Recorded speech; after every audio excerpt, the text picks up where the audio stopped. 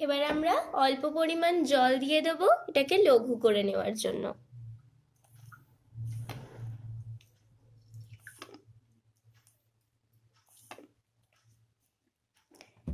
এবার প্রথমটার মধ্যে আমরা কিছুটা পটাশিয়াম কার্বনেট সলিউশন দিয়ে দিচ্ছি।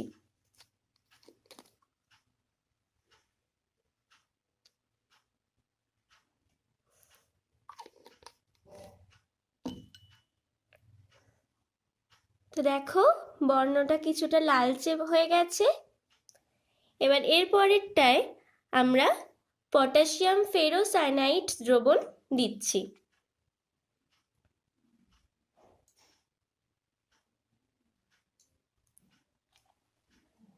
এটার কালারটা দেখো প্রুশিয়ান ব্লু কালার হয়েছে। এর পরেরটায় আমরা অ্যামোনিয়াম থায়োসায়ানেট দিয়ে দিচ্ছি।